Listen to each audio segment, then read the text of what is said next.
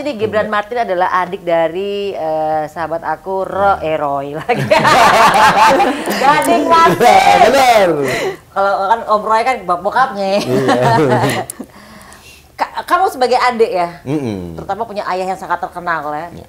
Gading juga anak main banget kok. Ya. Pernah ini nggak kayak merasa dibanding-bandingin sama nama besar orang tua, sama kakak gitu? Lu ngerasa insecure apa gimana? Enggak? Oh ya, kamu mau disuruh pacar kamu nggak usah kerja ya gitu?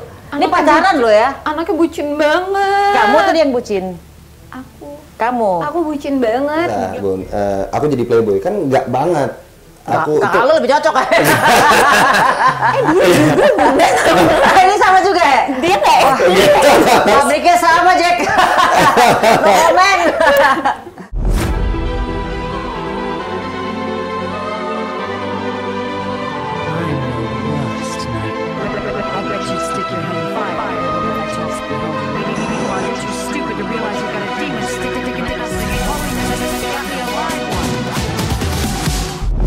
Hai guys, ketemu lagi di konten Maya Al Elul TV. Hari ini kita kedatangan dua artis muda yang mengawali karir dengan cara yang sangat berbeda. Yang satu penuh dukungan, tapi yang satu lagi katanya pernah ditentang. Gibran Martin dan Nadi Rahim. Selamat datang. Buat informasi nih, Gibran Martin adalah adik dari sahabat aku Roy lagi. Gading Martin. Benar. Kalau kan Om Roy kan bokapnya. Iya. Kamu sebagai adik ya, terutama punya ayah yang sangat terkenal ya. Gading juga anak main banget kok. Ya. Pernah ini nggak kayak merasa dibanding-bandingin sama nama besar orang tua, sama kakak gitu? Lu ngerasa insecure apa gimana? Enggak? Enggak sih, awalnya enggak. Awalnya enggak. Itu terjadi malah pada waktu udah mulai kerja. Jadi pada waktu udah mulai masuk ke dunia acting, kesalahan utama pada waktu itu adalah orang tidak mengcasting aku. Jadi mereka pikir, oh bisa lah, anaknya Roy Martin pasti bisa. Pada waktu episode 1, ini ternyata goblok ya. Serius? Benar, itu kejadian bahkan aku nggak bisa nyebut namanya. Satu sinetron itu bungkus gara-gara aku. Oh gitu ya? Ada satu sinetron bungkus gara-gara aku, jadi sejak itu papa bilang, ya udah kamu mendingan sekolah acting ini dulu. umur berapa waktu itu? Waktu itu umur 27. Oh udah lumayan senior lah ya? Nggak muda-muda amat lah ya? Nggak muda-muda amat, kan selesain kuliah dulu, terus gitu, kerja dulu, terus papa bilang, mau syuting nggak? Oh boleh deh. Pede-pede aja kan, ternyata syuting itu kan rame banget. Itu yang kita nggak tahu kan, kalau lihat kayaknya gampang. Bapak lo kan aktor gitu, masa lo nggak tahu pekerjaan bapak lo sih? Tahu, cuma nggak tahu seserem itu ternyata. Setelah di kamera rolling action, nah itu serem banget. Dan akhirnya aku ini dulu, sekolah dulu. Sekolah 2 tahun baru, oh gini toh acting, oh ini, ya udah baru enak. Tapi ngerasa dibanding-bandingin lo ada ngerasa agak tertekan atau gimana gitu? Tertekannya nggak ada, jadi mereka tuh akhirnya mungkin dari mulut ke mulut, jangan pakai Gibran ya, gitu loh jadinya yang awal-awal ya, awal aku berkarir kayak, karena mungkin ada trauma dari kanan kiri, ini aktingnya busuk kayak kakaknya. Tapi akhirnya aku minta, tolong dong di casting. Akhirnya aku minta sendiri, aku akhirnya sampai nggak pakai nama Gibran Martin tadinya. Aku pakai nama Mahesa Gibran. Iya kak. Iya, awal-awal aku casting, aku bahkan yang masuk ke manajemen, aku mau mengenalkan diri aku sebagai Mahesa Gibran. Karena biasanya kalau ada Gibran Martin, privilege gitu. Yeah. Udah ya. Pokoknya Martin Klein aja gitu. Ada masuk. Nah ternyata busuk ya kan. Mendingan nggak apa-apa, ditolak pun nggak apa-apa. Aku terima penolakan karena oh berarti emang kapasitas aku sampai di sini. Dan itu awal mula aku masuk ke dunia acting tuh susah banget akhirnya. Gara-gara emang awalnya aku hancur kan. Akhirnya aku membangun kembali lagi yang itu. Akhirnya agak beratnya di situ membangun kembali kayak, ayo gue bisa nih acting sekarang. Ayo dong percaya dong udah bisa acting. Nah itu yang susah.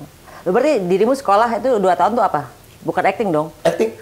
Sekolah acting? Sekolah acting, sekolah modeling, sekolah semuanya. Pemotretan segala macam itu belajar. Aku bener-bener belajar, nggak yang, ayo bisa. Nggak. Beneran belajar di, caranya gitu. Main tempo, main skrip tuh bacanya gini gitu. Oke. Karena sebodoh itu dulu. Wow. Effort ya berarti ya, Effort. untuk acting tuh ya. Iya. Kan nggak kayak anak-anak sekarang kan mereka udah pintar sendiri kan dengan adanya Ya. TikTok, ada Instagram, mereka tuh bisa acting sendiri. Zaman aku dulu kayaknya orang ngeliat kamera udah gemeter gitu. Berarti lo masa transisi ya antara zaman yang anak-anak Bener. tua sama anak-anak muda nih ya kan, anak-anak Gen Z. Lo berarti generasi apa lo? Milenial. Kamu Gen Z awal. Gen Z. Gen Z awal. Iya. Oke. Kita generasi apa kita? Kita milenial juga. Masih milenial. Berarti dia yang paling junior dong ya? Iya. Milenial. Bener. Rentang waktunya berapa tahun sih setiap ganti-ganti ini? Hampir 15 tahunan lah. Lalu sama kamu beda berapa tahun? Aduh, jangan dikasih tahu dong. Nggak jauh kok. Kalau Gading sama gue kan nggak jauh ya kan? Ya tinggal dikurangin dikit. Kakak sama Kak Gading bedanya berapa? Ah segitu. Gading tuh cuma karena banyak bebannya aja jadi dikira tua. Gading kan main bareng sama gua. Masih. Ya. Oke, ini sekarang kita ngomongin Nadira Hil nih. Mengawali karir dari usia 7 tahun. Tapi karirnya sempat meredup karena pernah ditentang oleh mantan pacarnya dalam berkarir. Bener ya? Bener lagi. Iya. Iya, Bun. Oh ya? Kamu mau disuruh pacar kamu nggak usah kerja ya gitu? Ini Anaknya pacaran loh ya? Anaknya bucin banget. Kamu tadi yang bucin? Aku. Kamu? Aku bucin banget. Gak boleh disuruh ganti baju nih. Aku pakai baju kayak gini dulu. Menurut dia dadanya kelihatan. Ganti. Oke, ganti. Iya, kata teman-teman aku jadi kayak tukang villa. Tukang Kayak villa winter kalau aku iya. benar-benar kayak tutup, nggak boleh kemana-mana, nggak boleh ketemu cowok. Sampai aku kalau ada tugas kelompok ketemu cowok, itu dia chat cowoknya, nggak tahu dapat dari mana kontaknya. Dia dapat, halo, gue cowoknya si ini, bla bla bla bla bla bla. Cowok lo NPD jangan-jangan. Kalau NPD tuh, controlling, manipulatif tuh. Bener. Parah banget. Terus kamu bucin sama dia. Iya. Berapa tahun kamu dikuasai, dikontrol untuk nggak boleh main sinetron atau main film tuh? 3 tahun. 3 tahun. Untung kamu sadar cepet ya. Ya setelah kepentok, capek juga ya kayak gini. Nah, oke. Ini kalian sekarang kan milih, dua-duanya milih dunia karir di dunia acting. Kalian pengen ngebuktiin bisa sukses lewat jalur ini. Nah, pembuktiannya ini buat siapa nih? Dari Gibran sama Nadira nih. Kan kalian lagi acting nih. Pengen membuktikan pada diri sendiri atau pengen atau mungkin kayak lo gitu ya yang ini keluarga Martin loh gitu loh. Masa sih ya kan? Ya kalau aku sih ke diri sendiri. Karena papa udah bilang sebenarnya kalau kamu nggak nyaman di dunia itu nggak apa-apa. Kamu boleh ngapain aja, bebas. Nah kalau aku pengen buktiin, karena aku udah nyemplung, aku udah memutuskan di sini, masa sih nggak bisa? Jadi kayak udahlah kalau nyemplung sekalian, basah-basah sekalian gitu. Jadinya harus berhasil.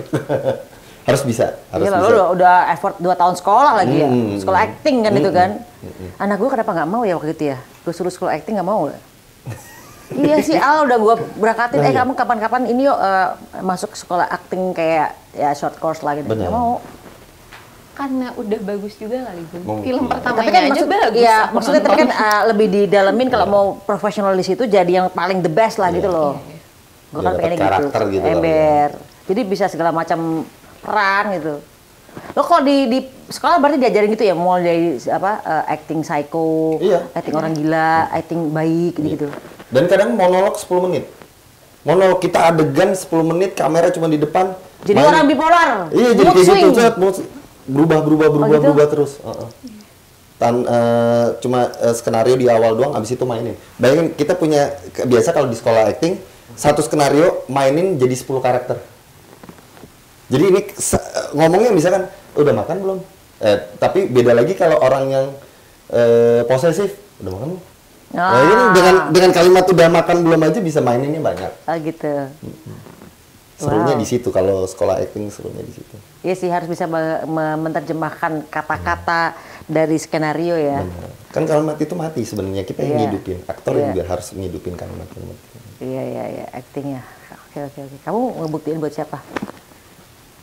Sama sih buat diri sendiri. Siapa tahu kemantan pacar yang NPD itu kan ya gitu. Balas dendam terbaik. Enggak, aku ke diri sendiri karena aku sering banget dapat omongan. Aku kan awalnya acting itu Bun karena hobi ya. Awal ikut tante. Jangan-jangan kehidupan nyata kamu juga acting terus nih. Acting karena aku adalah hobi gitu. Aku awal cuma karena aku suka, nyaman, terus ya udah aku jalanin. Tapi orang-orang kan selalu nanya kayak, bisa buat serius nggak sih, bisa buat karir nggak sih? Yang mereka skeptikal. Aku nggak butuh. Menurut aku nggak butuh buktiin ke mereka, tapi aku butuh. Ini mereka nih buktiin siapa? ke diri. Keluarga kayak atau siapa nih? Banyak.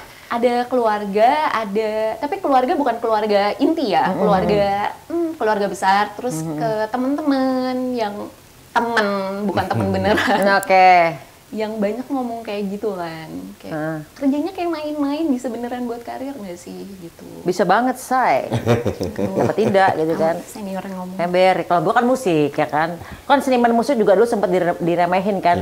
Lo bisa hidup pakai apa gitu kan? Lo cuma jual lagu kan gini-gini. Gitu ya bisa kok gitu kan gitu. Seniman tuh bisa kali, tapi yang jadi ya.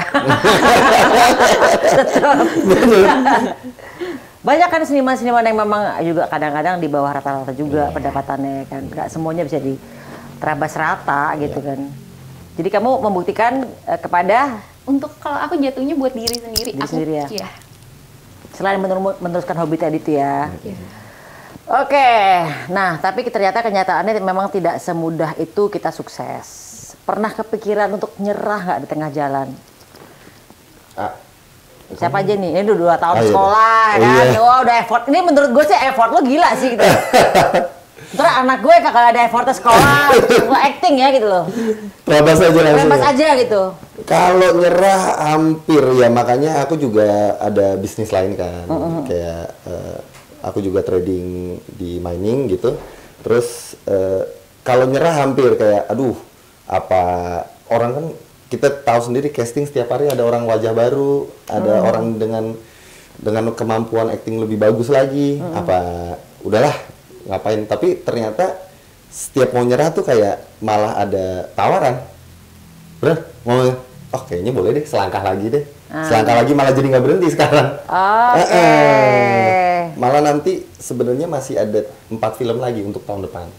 Wah udah kontrak kayak ini ya? Udah mau tayang. Udah selesai syuting semua nih. Ya, berarti tahun depan nggak ada duit dong. Mudah-mudahan ada tawaran lagi. Tahun ini soalnya. Mudah-mudahan. Jadi tahun depan udah ada list untuk yang mau tayang. Akan tayang ya. Akan tayang. Wow. Kalau kamu? Aku yang mau tayang 2 lagi. 2 lagi. Oh ya sempat mau nyerah nggak? Pastinya iya. Sempet mau nyerah karena ngerasa banyak banget saingan sama kayak Kak Gibran, banyak yang baru tapi kok enak banget jalannya ya, kayak lebih mulus apa segala macem. Terus aku juga waktu itu kan sambil kuliah ngerasain capek banget bagi waktunya. Banget, syuting kan dari pagi ke pagi. Iya bener. Dari pagi pulang pagi. Aku kuliah juga kan fashion ya, itu banyak kan praktek. Jadi bener-bener yang burn out aku. Di sini mau nyerah, di sini juga mau nyerah. Aku mau nyerah di dunia entertainnya juga, aku mau nyerah kuliahnya juga. Yang benar-benar burn out, tapi akhirnya aku mikir, coba kuliah dulu kali ya. Akhirnya aku fokus kuliah, terus aku mikir juga mau lanjut S2. Waktu itu aku mau ngambil master ke UK, terus pas di jalan lagi proses itu tiba-tiba dapet tawaran lorong kos ini Kak. Oh iya. Baru mulai lagi lorong kos ini ya? Iya. Oh jadi kamu udah lama nggak acting? Waktu itu ya. Kayak mau fokus sekolah malah ada tawaran film. Iya. Oke. Jadi kalau disuruh milih nih ya, sekolah atau main film? Sekolah penting ya. Tapi punya duit lebih penting lagi sih. Iya, tapi nggak bisa jalan juga kalau nggak punya duit. Iya. Tapi kalau disuruh milih salah satu, mana yang lebih utama? Berat lagi.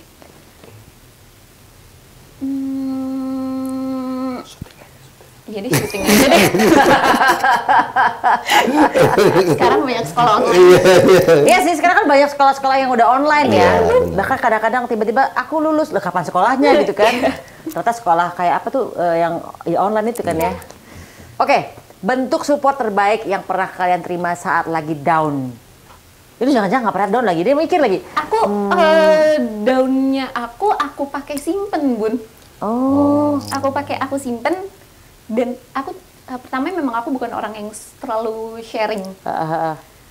Terus kedua memang aku simpen buat bang rasanya. Oh, jadi kalau pada saat kamu acting kamu keluarin semua nih. Iya. Oh, ternyata lo mendem jero loh. Jadi makanya suka agak meledak pada saat acting. Iya, kayak misalnya aku disuruh acting nangis, kayak baru kemarin kejadian bulan lalu. Disuruh scene-ku nangis, itu udah selesai, udah cut. Masih nangis air terus? matanya nggak berhenti. Oh. Itu sampai 1 jam suaraku hilang. Wow. Karena aku simpen. Jadi pas dikeluarin meledak. Pernah ke psikolog nggak untuk masalah itu? Pernah. Makanya aku pernah dikasih tahu juga kayak katanya manusia itu kayak gelas. Masalah itu kayak air. Kalau diisi terus tanpa dikeluarin bakal tumpah kan. Tapi buat aku karena kebetulan juga kerjanya di sini, jadi aku memanfaatkan itu, Bun. Aku simpen. Berat juga ya. Hah? Kenapa? Berat juga hidupnya. Nggak enak amat ya.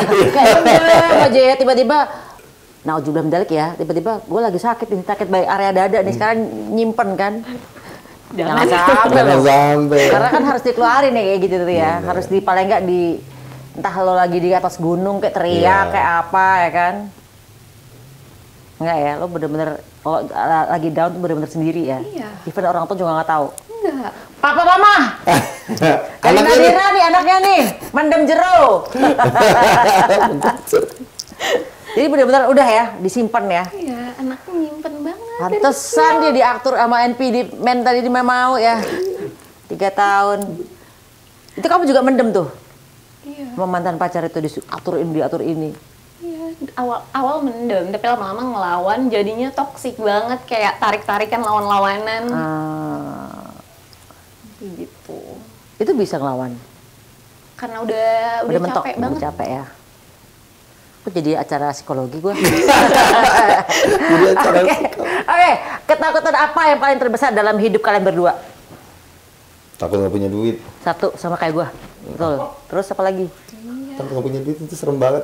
Di dunia ini, zaman sekarang temennya bisa dibeli. Iya benar, itu bahayanya itu sekarang. Lu takut hantu nggak? Nggak ya? Lumayan. Lumayan. Karena pernah ngeliat orang. Oh ya? Coba ceritain dong. Lu pernah ngeliat apa? Emang pernah ngeliat mata kepala langsung? Itu di bentuk, Kak? Bentuk. Kalau kaos enggak ya? Kalau di rumah apa tuh serem banget. Oh iya. Rumah Kalimalang itu serem banget. Dan itu semua yang kayaknya semua anak diganggu deh.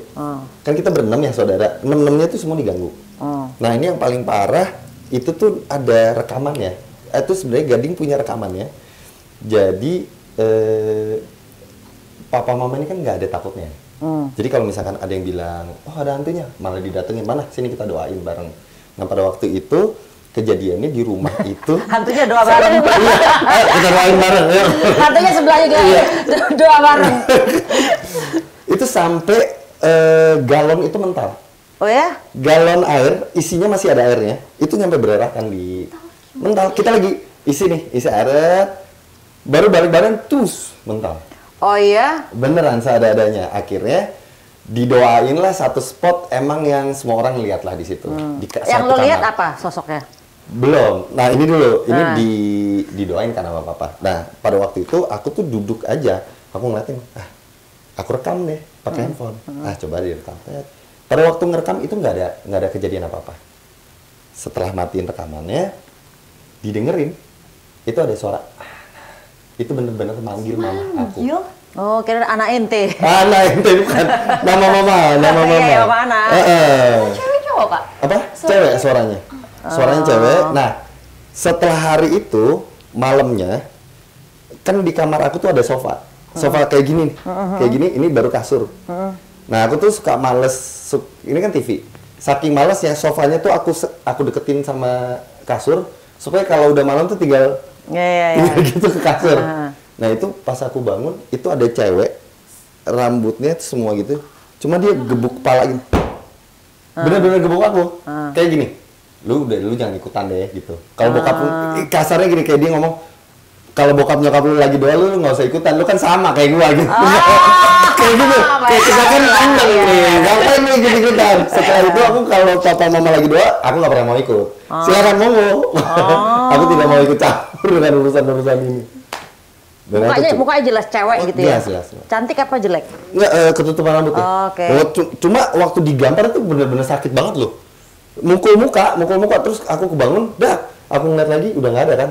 Tapi habis itu aku langsung lari ke atas, langsung gedor kamar mama. Kayaknya kita perlu tidur bareng deh, walaupun gue udah 20 ke atas. Dan akhirnya aku bilang, Mah, kayaknya nggak mau ikut-ikutan lagi untuk doa-doa lah. Kalau mau doa, papa mama aja lah. Udah. Wow. Itu ngeliat langsung, kayak serem banget. Jadi lo sempet takut juga ya sama hantu ya? Takut banget. Sampai sekarang? Kalau sekarang yang penting kalau suara-suara doang masih aman. Kalau ngelihat itu yang baru, itu yang serem. Lo sempet mau pingsan nggak? Sempet lemes nggak? Iya, lemes banget. Dan itu tuh dari kecil, itu Gading juga ngelihat. Gading itu juga pernah ada tangan segini.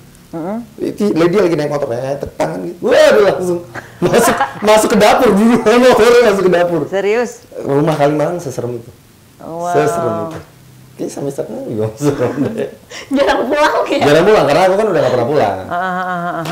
Aku lebih nyaman tidur di rumah. Wow, bisa gitu ya? Jangan-jangan kejadian horor ini yang bikin kamu kayak nulis cerita horor nih buat bikin film. Iya. Jadi sebenarnya nggak nulis ceritanya. Lorong Kos itu aku ide. Bentar, ini lagi membahas lo karena lihat hantu, lo kasih ide untuk bikin film Lorong Kos. Oke, jadi awal mulanya aku juga diganggu di kosan juga. Kan aku ngekos, akhirnya aku ngekos daripada di rumah. Kayaknya ngekos lebih enak. Akhirnya aku ngekos. Ngekos-kosan lebih serem ternyata. Jangan-jangan atau yang aku ngekos nyampe pindah ya? Jangan-jangan yang di rumah kakak bawa ke kosan. Kayaknya nih, ikut pindah. Kayaknya soalnya awalnya tuh kosan aman-aman aja kayaknya. Setelah saya tinggal di sana kayak agak mulai menyeramkan. Aku sampai pindah 3 kali kosan. Gara-gara hantu juga? Hantu juga, tapi nggak pernah nampakin wujud. Tapi? Cuma suara. Suaranya kayak gimana? Sekarang Roy gitu ya? Tadi kan anak. Iya. Nggak, kalau ini, itu tuh anak itu, asisten pribadiku. Dia ngerasa, jadi ada yang manggil, kayak John. Kan dia nyampe manggil, kenapa sih Gibran, apa ngigo, apa gimana? Diliatin nggak. Terus dia tidur lagi, dia baru mau tidur, ada suara di kupingnya persis. Ayo, siapa? Oh, wow. Itu kosan. Akhirnya kita pindah. Enggak. Asisten gue udah diganggu, berarti berikutnya gue. Saya harus pindah dari sini sekarang. Nah, itu yang mendasari aku, kayaknya kita kalau bikin film berdasarkan kos akan relate sama orang-orang. Oke, jadi film Lorong Kos ini yang bakal tayang tanggal berapa nih ya? Tanggal 26 bulan Juni. Ini ide awal dari seorang Gibran yang punya pengalaman pindah-pindah kos. Pindah-pindah kos karena diganggu hantu lah. Ngomong apa tadi hantunya? Ayo, apa? Ayo ini siapa? Gitu. Iya, ayo ini siapa? Di kupingnya dia. Oh ya? Dan dia orangnya skeptis. Dia nggak pernah diganggu hantu sebelumnya. Sejak bareng saya diganggu, jadi akhirnya kita cabut aja lah. Jadi berarti emang Scorpio Gang skeptis. Iya. Gituan. Gua keluarnya skeptis. Maksudnya sempet yang apaan sih? Enggak, gua orangnya logika banget lah gitu loh. Kalau misalnya ada suara-suara yang aneh-aneh, pasti gua akan menghubungkan dengan sesuatu yang apalah, alam nyata dulu deh gitu loh. Nggak usah menghubungkan sama alam-alam nggak jelas lah gitu loh. Jadi pasti akan gua, misalnya contoh kayak tiba-tiba supir sama ART gue tiba-tiba jam 2 pagi nangis tuh ya. Bunda, nangis nih. Aku dengar ada suara kuntilanak gitu kan. Terus mereka berdua sama-sama panik kan gitu loh. Yang mana suaranya? Gue denger kan suara kan gitu. Terus gue langsung cari binatang yang mirip suara kuntilanak. Ketemulah si musang ini. Nah, gue tahu, gue emang suka ada musang liar lewat-lewat. Gue bilang, itu cuma musang kawin nih, suara kayak gini nggak? Oh iya gitu loh. Oh ada ya? Ada ya benar. Suara musang mau kawin itu selalu kalau misalnya ada rekamannya tuh kayak katanya kayak suara. Jadi suaranya kayak gitu loh. Gitu loh. Makanya mirip suara kuntilanak lah ya. Orang bilang katanya mirip suara kuntilanak. ART gue sama sopir gue itu bilang katanya ada kuntilanak nangis-nangis. Gitu gue dengerin. Musang. Oh ini musang gitu, musang pengen kawin. Temen saya kalau mau kawin juga gitu suaranya berarti.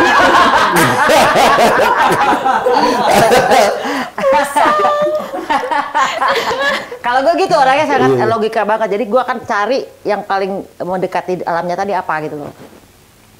Gitu. Nggak pernah gue mikir ke alam lain. Mistis gue dulu. nggak Gitu. gue nggak pernah. Iya. Jadi gue benar-benar kayak apaan sih gitu loh. Itu gue. Aquarius. Yang lu bilang Scorpio, laki gue penakut. Scorpio ya? Scorpio. Kalau bisa bilang Scorpio. Dia Scorpio. Ini asistennya ke Gibran. Yang kamu saling itu Scorpio dia. Enggak, Scorpio. Terus aku orangnya skeptis banget. Aku skeptikal banget sama yang kayak gituan. Sama kayak Bunda, kalau yang apa-apa aku kayak... Tapi aku lebih ke kayak gini. Mungkin kalau ada orang cerita, kayak aku kayak, mungkin dia waktu itu lagi kecapean dengernya jadi halu. Yang lebih yang kayak gitu-gitunya aja. Iya, bisa kalau kayak jadi. dia kan memang pasti separuh-separuh tidur tuh, separuh-separuh capek tuh. Yang mana tuh dia? Yang tadi yang lo bilang yang Ayo, ditapok siapa? sama perempuan tuh. Oh iya, iya. Iya, terus separuh-separuh antara alam Iya. nyata sama alam antara tuh. Iya, kalau itu bisa. Jadinya aku skeptikalnya kayak gitu. Tapi aku skeptikal banget sama hal-hal kayak gitu. Bener, Tapi lu bener. nggak pernah ngalamin. Pernah, tapi aku nggak yakin itu beneran aku diganggu. Oke. Aku selalu mikirnya mungkin waktu itu kebetulan, kayak misalnya kayak ada ketokan. Mungkin waktu itu beneran ada orang yang ngetok, cuma orangnya udah cepet kemana. Aku mikirnya kayak gitu terus. Tapi kalau yang di alam antara tuh nggak pernah ya? Di Nggak ya? antara. Jadi Di antara alam mau tidur dan nggak tidur gitu. Antara sadar nggak sadar, tapi lu kayak lu bener-bener kayak kalau orang bilang rep-rep apa sih? Rep-rep apa ya? Ketindihan tuh lo. Pernah Bun. Tapi sama, aku mikirnya mungkin akunya yang kecapean, jadinya aku halu. Iya, lucid Akunya, dream. ya. Kalau di ghosting lagi bukan horor itu. Emang tinggal pergi aja, jangan di ghosting. Emang lagi di ghosting ya? Oh enggak. Oke, kita ngomongin Lorongkos ini sekarang. Iya. Kalian berdua, ini film yang idenya dari Gibran ya. Kalian berdua ini main di film sendiri jadi apa? Kamu tuh Aku jadi Ira, penghuni kos yang paling muda di sini. Anak yang cupu kutu buku banget, pintar. Sayang banget dia sama penghuni kos lain, terutama sama Tania. Dia nih sahabatnya Tania. Dia peduli banget, sayang banget sama Tania ini. Terus dia juga orang yang lugu. ya benar. Orang yang apa ya? Orang yang suka mencari tahu karena peduli gitu-gitu. Jadi sebenarnya kalau lugunya tuh ini ya sesuai karakter ya. Bisa jadi. Kayaknya sih. Bisa jadi. Nggak tahu. Nggak tahu. Iya. Itu udah. Ya, segitu oke. aja. Oke. Kalau Kalau Gibran? aku jadi Bayu, dia mahasiswa yang nggak lulus-lulus. Terus ini yang paling susah, Bun. Aku jadi playboy kan nggak banget. Aku Kakak lu lebih cocok kan? Ini sama juga ya? Dia nggak Pabriknya sama, Jack. No comment. Iya jadi playboy, jadi dia gangguin semua. Salah satunya Ira juga digangguin. Nah di situ ceritanya Bayu ini orang skeptis banget, nggak percaya ada hantu. Jadi Ira ngomong enggak, Mas Bay kayaknya ada hantu. Alah kamu nggak, malah digodain. Gitu. Yang tipikalnya gitu banget. Nah sampai akhirnya dia melihat sendiri, si Oke. Bayunya melihat sendiri, gitu. Oke, tapi Lorongkos kan bukan cuma horor ya. Ini juga ngomongin tentang tekanan hidup. Benar nggak di film itu? Bener. Karena banyak banget latar belakang dari yang ngekos di situ. Iya, penghuni kos. Banyak banget Latarnya yang ini beda-beda. punya masalah, yang ini punya masalah. Jadi ya kita tahu ngekos, apalagi di kos yang menengah ke bawah itu permasalahannya banyak banget. Ya. Gitu. Jadi emang kita akan kebuka semua. Oh, ini orang ini kayak gimana, orang ini kayak gimana. Yang tampaknya sempurna di awal di film, ternyata pada waktu ada masalah keluar semuanya. Masalah-masalah dan emang latar belakangnya kelihatan. Jadi emang kenapa dipilih kos-kosan yang menengah ke bawah? Bukan Begitu. kos-kosan sultan? Iya, iya. Karena yang pertama lebih relate ya sama kita-kita, dan yang kedua memang kalau kos-kosan sultan kayaknya kurang serem ya. Udah bagus. Udah mewah bagus sih ya. gitu setnya. Iya. Dan kita bener-bener di set yang serem banget. Oh, Kita bener-bener setnya tuh serem banget. Emang itu gedung kosong yang Bekas hotel, bekas udah nggak hotel kepake. lama. Jadi emang kita datang ke sana, kan kalau Bunda tahu kalau kita syuting tuh biasa kita punya ruangan untuk nunggu Ya. siapa yang ngetek. Itu tuh bener-bener kalau misalkan yang satu lagi syuting, kita semua mendingan ngikut deh. Ngikut ke set gitu, duduk aja gitu daripada. Kenapa? Emang ada kejadian di ruangan set? Awalnya nggak enak. Awalnya nggak enak. Itu aku aja, Bun. Aku nggak takut, tapi aku nggak nyaman buat nunggu sendiri. Jadi kalau aku lagi nunggu, ada yang lagi take, aku mendingan ikut aja deh ke set, lihat ke pinggir set aja. Oh gitu. Wah, itu serem Awalnya banget. nggak Itu ini kali kayak psikologis kayak yang dibentuk kayak Bener. Hati-hati lo ntar di sini ada ini atau misalnya jadi akhirnya kebawa pikiran semua gitu. Itu pertama. Yang kedua, tapi emang setnya, Bun, kalau ngelihat itu sih kayaknya mustahil ada orang berani tidur di situ untuk tanpa di set. Jadi aku rasa anak artnya juga nggak perlu capek-capek ngeset ulang, karena emang udah blur gitu. Dan kita bahkan dinginepin ya di sebelahnya doang, dan hotel sama seremnya. Wow. Itu Nadira segala macam tidur di situ. Nah aku diem-diem nyewa apartemen lagi di luar. Aku udah kayaknya nggak sanggup buat tidur di sini, mending apartemen di luar aja deh. Dan karena memang dari sutradaranya Mas Ganang tuh pingin kita tuh ngerasa semua, ayo gue pingin lu tuh kebawa ke suasananya bahwa ini tuh menyeramkan. Iya. Ini tuh kita bukan liburan ke Bandung karena setnya di Bandung kan. Iya. Nggak, karena lu bener-bener harus ngerasain setiap hari tuh deg-degan gitu. Ini kita harus ngerasain. Oh emang sengaja ditaruh di tempat set yang memang serem ya, Memang supaya kalian juga dapat apa itu namanya itu soul-nya lah, Iya. feel-nya lah gitu loh. Wah kurang ajar juga nih ya. Kurang ajar. Itu saking tuanya pintunya tuh kalau dibuka bunyi, Bun. Yang Gitu. Oh. Oh gitu. Itu setnya di mana? Di Bandung. Bandung. Oh di Bandung. Jalan apa ya kita? Jalan apa itu kita lupa. Tapi itu bener. Jalan Batu apa ya? Itu bener-bener yang hotelnya sebelah tua, yang ini udah nggak kepake. Dan semua kru Tua-tua aktor, semua. semua di situ. Diumpulin di situ biarin nggak boleh ada yang keluar. Oh kalau saya langsung cabut. Oke. Jadi emang keseruan di balik syuting ternyata ditempatkan di sebuah hotel yang lu jangan ntar ngamuk lagi nih, jangan ini nggak punya hotel, lu jangan ini hotel gua. Iya. Kita nggak nyebut Kita yang namanya. nyebut namanya kan. Hotelnya emang udah tua aja kalau yang di sebelah. Kalau yang itu emang udah gedung kosong sih. Yang sebelah ini. Oke. Oke, apa yang bikin beda dari film-film horor yang lain-lain nih? Lorong Kos sama film-film lain, ini bedanya di sini nih gitu. Oh. Kalau Lorong Kos lebih, kalau menurut aku ya, setelah aku main dan aku nonton, mungkin kalau Nadira belum nonton enggak. Curang, dia nonton sendiri. Dia nonton Aku sendiri, nginep sendiri. Screening, aku screening, karena ikutan screening ya. Iya. Aku ngerasa di film ini jujur nggak perlu effort untuk nyari seremnya di mana. Serem semua. Ini serem banget. Ini serem banget karena relate banget di tempat di mana-mana kayak kamar mandi, bawah kasur. Kamar mandi keluar tangan nggak kalau lagi boker nih begini? Iya, kira-kira Keluar tangan gitu ya. Gitu nggak? Enggak tempat lagi boker sih. Kan kalau Lagi gua mandi tahunya ya. gitu tuh. Iya, itu yang seremnya itu kan. Ya, karena nyari tangannya mungkin tangannya dia yang jangan dari dia. Lebih di kamar mandi lagi mandi gitu, atau lagi makan malam mesen nasi goreng atau apa. Dan itu aku yakin banget semua orang mengalami itu, kejadian itu. Jadi akan ngerasa banget kayak kalau gue lagi gini ada hantu nggak ya? Iya. Akan Semua gitu. orang kayaknya pernah punya pikiran seperti itu. Gue nggak tahu kalau dia sederhananya skeptis Iya, kayak. Kalau gue dia sih pernah kan, gue selalu nginep di hotel-hotel kan. Setiap jalan di lorong tuh pasti, nih ada hantu nggak ya lagi ngikutin gue di belakang gitu kan. Lo nggak pernah ya mikir gitu? Kalau mikir kayak gitu suka ada sih, Bun. Cuma Nah, setiap orang berarti relate kan? Iya, relate kan. Iya. Cuma tetap jadinya buat aku kayak perdebatan sendiri kayak nggak mungkin. Tapi masa sih? Tapi nggak mungkin kayak gitu jadinya. Oke. Apa pesan yang bisa diambil dari film Lorong Kos ini? Pesannya, Jangan ngejudge lihat orang dari cover. Iya. Ih, paling bener iya lagi. Iya. Itu Jangan makanya aku ngejudge bilang orang di dari kosan cover. itu kan banyak banget latar belakang.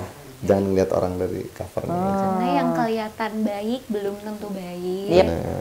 Yang kelihatan buruk juga belum tentu buruk. Yang kayak urakan, kayak Iya. kasar, ternyata baik banget orangnya Betul. hatinya. Yang kayaknya dengan jubah-jubah apa kayak gitu kan ya gitu. Kadang-kadang wah dia nih orang hijrah padahal enggak juga gitu kan. Dari jubahnya udah ketutup semua nih ternyata enggak gitu kan dalamnya gitu kan. Itu ditampilin seperti itu juga nggak? Sangat ditampilin di film Iya, ini ya. iya. Bahkan itu mungkin pesannya. Bahkan itu mungkin Oke. pesannya di film ini bahwa ya jangan ngejudge orang cepet. Kalau cepet tahu dulu dia siapa, lihat dulu kayak gimana, nanti baru ketahuan orang itu kayak gimana. Iya sih, karena kan emang orang-orang tuh selalu ngejudge dari luar dulu. Apa yang tampak dari perkenalan pertama dari awalnya kan. Oh, dia orang baik padahal dia iblisnya gitu kan. Iya kan? Lu pernah punya pengalaman gitu nggak? Ya iyalah ya, pastilah ya, semua orang kasih lewatin ya. Pernah beberapa kali. Yang kita nggak baik gitu, kerja bareng. Itu biasanya kelihatan tuh lagi kerja bareng tuh kalau temenan. Atau traveling bareng. Iya, traveling bareng. Itu tuh biasa gitu kerja. Kalau aku pas kerja bareng, waktu temenan tampaknya baik banget, waktu kerja ternyata meeting kita nggak dikasih tahu apa, jadi kayak orang nggak ternyata nggak selamanya orang yang kita lihat baik tuh ternyata nggak sebaik itu aja. Berarti kalau kalian berteman tuh berarti trauma nggak? Temen diajak bisnis? Oh, trauma aku. Trauma. Mendingan nggak usah. Kalau temenan temenan aja, have fun aja. Kalau udah ada duitnya biasanya pecah tuh. Iya. Serem. Nadira belum ngelewatin gitu-gitu ya? Kalau untuk itu enggak, tapi kalau aku lebih ke gini Bun, aku orang yang sangat amat menyaring apa yang aku omongin ke orang sekitarku. Karena menurut aku orang tuh yang kelihatan baik care sama kita, yang kelihatannya kayaknya nih orang dari tampilannya orang baik-baik banget, pergaulannya kayaknya baik-baik, tapi belum tentu kan dalamnya dia, hatinya dia sendiri beneran baik dan gak bakal nusuk kita. Pernah ditusuk kamu? Oh, pernah. Dan buat aku jadinya aku takut buat masukin orang benar-benar ke ring satuku. Berarti ring satu kamu berapa orang? Sekarang di luar keluarga ya 5 ya? Ya, dan itu udah dari aku kecil. Sahabat berapa orang? Itu mereka 5 orang ini? Ya. Oke. Karena ring satu termasuk asisten, termasuk siapa lagi tuh ya, manajemen ya kan? Ya. 5 orang doang? Ya, total. Ya juga sih. makin mengerucut, kayaknya udah kayak nggak butuh siapa-siapa gitu ya. Bener. Apalagi makin dewasa ya. Ember. Udah makin dikit deh pertemanan tuh, makin kesaring. Kecuali kakak lo enggak. Dia gurita pertemanan ya. Sekarang. Oke, baiklah. Promoin. Ini nonton film Lorong Kosong mulai start tanggal berapa, di mana? Jangan lupa nonton. Oke. Jangan lupa nonton Lorong Kos mulai 26 Juni 2025 di bioskop seluruh Indonesia. Lorong Kos apa Lorong Kos sih? Lorong Kos. Salah. Pokoknya ajak temen, ajak tetangga, ajak keluarga, ajak saudara, ajak semuanya deh. Iya, bener. Ajak orang lewat juga ajak aja nonton bareng ya. Oke, Lorong Kos. Di lorong tuh berarti apa aja? Di bawah tangga ada hantu, kamar mandi ada hantu, terus gitu. Di lorong-lorong. Di lorongnya juga ada hantu. Buka pintu masuk ke dapur ada. Di kamar ada. Di kamar ada semua. Jadi emang itu kita nyebutnya jump scare-nya banyak banget. Iya. Serem banget. Gua kalau di kos-kosan dulu tau gak pernah lihat apa. Gua kan di lantai 2. Ada api jalan kayak petasan, kayak tau ke Bang Tetes nggak? Tahu. Tapi lagi lewat cus, begitu gue lihat langsung tas kayak pecah gitu. Itu katanya Gue nggak tahu, katanya santet. Iya, katanya santet. Karena gue di lantai 2 kan, lantai 2, terus gue noleh ke kiri gitu lagi kan balkoni gitu. Iya. Cus, pas, langsung gitu loh. Langsung, wih, ada apa nih gitu loh. Kalau gue tanya sama teman-teman gue kan, itu santet lagi itu ketahuan sama lo. Jadi dia kayak mental ya. Kayak mental. Ya bukan ke gue juga, bukan lagi lewat terus tiba-tiba gue lihat gini, plek. Itu pengalaman gue ngekos dulu ya. Tapi nggak serem juga buat gue malah nyebelin tau nggak di kos-kosan gue dulu. Itu gue, kos-kosan gue itu sebelahnya stasiun. Setiap gue tidur ngimpinya ada kereta api. Waduh, itu asli kan kosnya di UI ya. Kos gue di UI, itu pokoknya bener-bener nempel stasiun UI itu. Oh ya ampun. Jadi gue setiap tidur pasti gue kesel banget tuh karena suaranya berisik banget tuh. Gitu tuh. Setidaknya nyampe jam 12 malam lah itu ya, stasiun kan? Sampai jam 11 kali ya? Jam 11, iya. Kadang-kadang kan capek, lagi siang-siang habis kuliah, pengen tidur bentar, ngimpinya kena kereta api. Gitu. Itu bukan hantu ya, gue sudah sama hantu ya. Tapi daerah UI itu kan kata orang juga serem Bun ya. Bukan katanya. bukan yang daerah hutan, bukan. Gue yang daerah persis Yang sebelah sama depannya. si kereta api. Iya, iya. Gitulah. Bukan yang daerah-daerah hutan-hutan gitu ya. Enggak serem sih kalau gue. Gue serem Karena bundanya juga bukan nggak ada penakut. duit ya kan. Nah, itu dia, itu udah paling serem sekarang. Yang paling realistis adalah kita takut untuk nggak punya duit. Bener. Jadi kalau dibilang alerginya apa? Alergi miskin bos gitu. Ya mas, thank you buat Gibran dan juga Ya, Nadira udah mampir ke Rumah Pejaten. Mudah-mudahan filmnya sukses dan Amin. bener-bener bisa membuat kita semua ketakutan.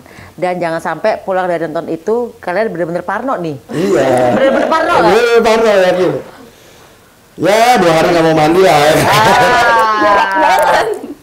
Emang ngaruh ya?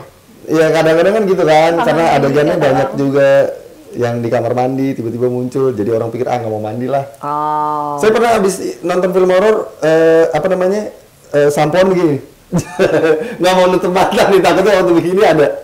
Jadi itu Oh saking- itu kalau itu bukan sampoan karena horor gue. Gue pernah lagi cuci muka nih. Ada kelabang di lubangnya gimana gue nggak mau tahu. Jai langsung. Itu cuci muka gitu di lubangnya keluar kelabang. Gue kan takut makanya horor kalau ada tangan begini kan nggak lucu. Iya, iya. Ini nyata loh. Ini gue bener-bener Iya. takut nutupin muka gara-gara Karena ada- takut si ada binatang itu gitu loh. Kelabang kan takut gue. Iya, iya, Jijik ngiri, gitu kan. jijik. Takut nggak lo? Takut dong. Takut, Iya. kalau kelabang takut. Itu gue lebih takut gue Itu lebih dibanding takut hantu ya. Gitu. Ya wes, thank you so much udah mampir ke sini dan see you in the next content. Bye bye. Bye-bye.